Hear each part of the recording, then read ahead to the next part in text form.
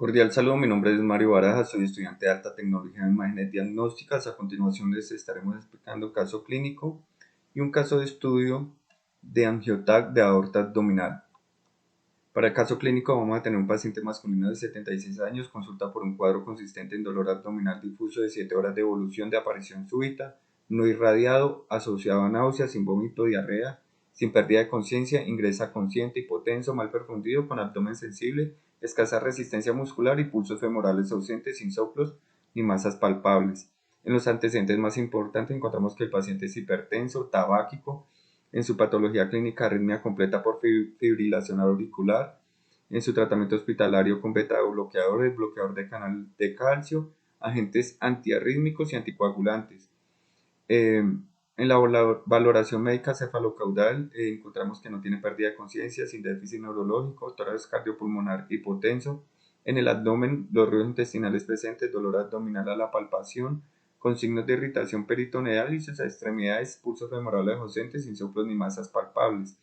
En el plan de manejo que le vamos a dar a este paciente, una hospitalización, interconsulta con cirugía vascular y un angioTAC de aorta abdominal.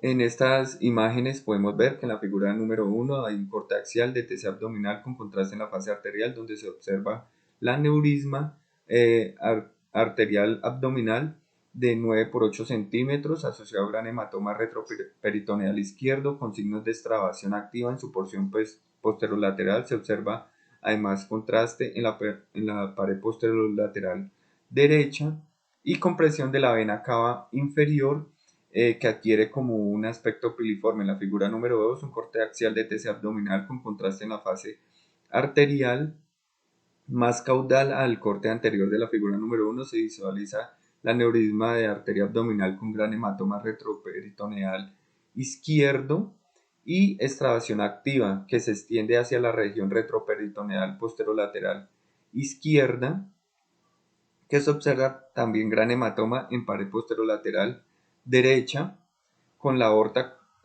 con contraste en su interior. En la figura número 3 podemos ver un corte axial de TC abdominal con contraste en la fase portovenosa. Se visualiza el aneurisma de arteria abdominal con progresión de extravasación activa con mayor cantidad de contraste en el espesor del hematoma retroperitoneal izquierdo. En la figura número 4 podemos ver un corte axial de abdominal pélvico con contraste en la fase portovenosa, en que se visualiza la extravasación que alcanza y rodea los vasos ilíacos externos izquierdos. En este ya cambiamos el corte a un coronal de TC con contraste endovenoso en fase arterial, en que se observa el aneurisma con efecto de masa sobre la vena cava inferior, contraste de similar densidad en vena cava inferior y aorta hace sospechar de la presencia de una fístula o canal aortocava, que se observa también un gran hematoma paraórtico izquierdo en esta parte. En el corte coronal de TC con contraste endovenoso en la fase arterial, en que se constata la presencia de la fístula aortocava a nivel de la confluencia de las venas ilíacas comunes. En el reporte de estas imágenes ya del angioTAC de la aorta abdominal se evidencia aneurisma de aorta abdominal de 9 por 8 centímetros de diámetro en PA y transversal con deformidad de la pared posterior de la aorta que se asocia a gran hematoma intrahumeral posterolateral derecho con presencia de contraste en su interior y gran hematoma retroperitoneal izquierdo de al menos 10 por 8 centímetros con signos de extravasación activa que se extiende hacia el caudal hasta la fosa ilíaca izquierda y la región inguinal ipsilateral rodeando los vasos ilíacos externos del mismo lado. También podemos observar un hematoma retroperitoneal en el flanco y fosa ilíaca derecha de 7 por 3 centímetros, un hemoperitoneo leve presente en el fondo del saco y compresión significativa de la vena cava inferior por efecto de la masa del aneurisma aórtico. La presencia la que presenta un aspecto laminar con densidad similar a la aorta, compatible con una fístula aorta cava. Se somete a cirugía de urgencia donde constan los hallazgos descritos y se realiza un bypass Se realiza un bypass aorto ilíaco con prótesis Dracon Integral de 24 por 12 centímetros por vía clásica. Muchas gracias por su atención. Los dejo a continuación con mi compañero Daniel, eh, explicándole los protocolos de adquisición de angiotac de aorta abdominal. Muchas gracias.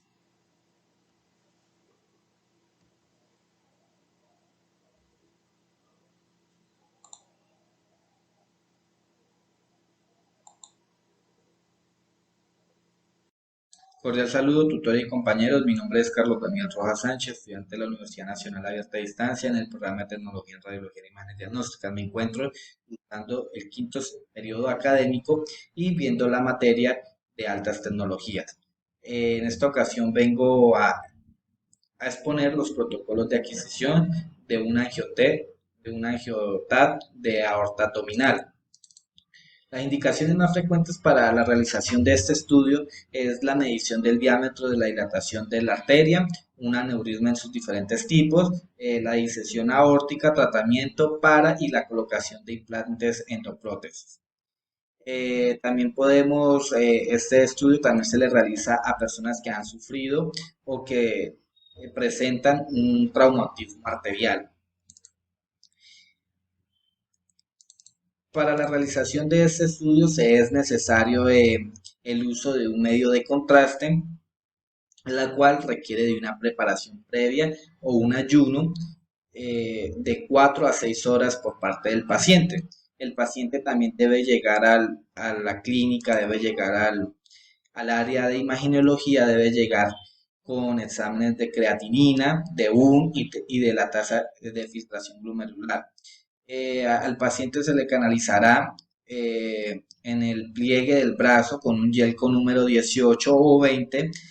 También se debe tener en cuenta que lo del yelco va de acorde a la anatomía del paciente, porque si es un paciente que tiene una vena más grande, tiene unos brazos, tiene una corpulencia mayor a la de una persona que es de pronto una persona con sobrepeso, más tejido adiposo, pues se va a requerir de un yelco más pequeño. El paciente debe tener una buena hidratación. El paciente también deberá iniciar 2 horas antes del estudio agua con medio de contraste o un medio de contraste oral. 2 horas antes de la realización de este estudio es importante que el paciente comience a seguir eh, a tomarse el medio de contraste oral. La posición y la orientación del paciente. Bueno, la orientación del paciente debe ser de cúbito supino con los brazos arriba, la cabeza saliendo desde el hemidiafragma hasta hasta el pubis. Los planos de reconstrucción. Recordemos que en tomografía existen dos modalidades, multicorte o helicoidal, multicorte o es el mismo helicoidal o secuencial. En secuencial solamente se va a poder realizar un plano axial. Por eso este estudio solamente se puede realizar en un equipo que nos dé la facilidad de multicorte o helicoidal para poder hacer los planos de reconstrucción en axial, coronal y sagital, los tres planos del cuerpo. Eh, el SQV o el topograma se debe hacer en AP de abdomen. El nivel del corte. Este nivel de corte son los puntos de referencias que se deben de tener para tomar el estudio. Este debe de ir desde el esmidiafragma hasta la sínfisis púbica. La angulación del gantry, pues con la modernidad de los equipos y, y la complejidad del estudio, pues nos requiere angulación. La técnica de examen. Se va a usar un equipo multicorte, porque pues, recordemos que el equipo este estudio se puede realizar en un equipo multicorte, va a ser volumétrico, simple y contrastado, va a ser la técnica del examen. El grosor del intervalo del corte. En el equipo multicorte se va a realizar un primer estudio en un plano axial que va a ser de 5 milímetros por 5 milímetros, en un plano coronal de 3 milímetros por 3 milímetros y en sagital de 5 milímetros por 5 milímetros. La técnica de exposición van a ser 100 kb y 200 a 300 mA. El bolus trading, recordemos que consiste en una fase de monitoreo del medio de contraste. En el momento de la inyección que sirve para obtener el estudio. Cuando se programa el barrido, se elige un corte axial previo a la adquisición para depositar un ROI. Por ejemplo, en este caso se fija un umbral entre unos 100 y 110 unidades Humphrey con el fin de visualizar una curva de realce y tiempo que nos determina el tiempo de iniciar la fase de scan. Una vez iniciada la inyección del medio de contraste, el equipo realizará cortes axiales en el mismo nivel para arrastrar el aumento de densidad del vaso observado, la progresión del medio de contraste. El FOD, recordemos que el FOD es el campo de visión y en tomografía debemos ajustar el FOD a la zona de interés. En este caso, pues va a ser el abdomen y va a ser entre 210 o 250 milímetros.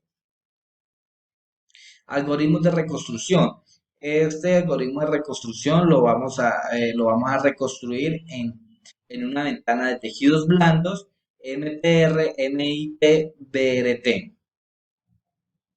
Apnea respiratoria, pues el paciente en expiración y pues seguirá las órdenes en cuanto a la apnea respiración que le da órdenes que le dé el equipo y el equipo esté programado. El ancho y el nivel de la ventana. Cuando hablamos de ventana nos referimos a toda la gama de densidades que se pueden identificar en un estudio de tomografía, cuya gama en números Hounsfield va desde -1000 a +1000. Recordemos que el -1000 es aire y +1000 es tejido óseo. En este caso, para este estudio vamos a requerir tejido blando que va entre W250 y un L40. En esta imagen podemos observar el topograma que se hace inicial al estudio. Muchas gracias compañeros y tutores por escuchar y atender mi exposición. Espero se encuentre bien. Disculparán mi inglés porque la mayoría de estos protocolos están en inglés y pues no, mi inglés no es muy bueno. Feliz día, que tengan una buena noche. Eso ha sido todo. Muchas gracias.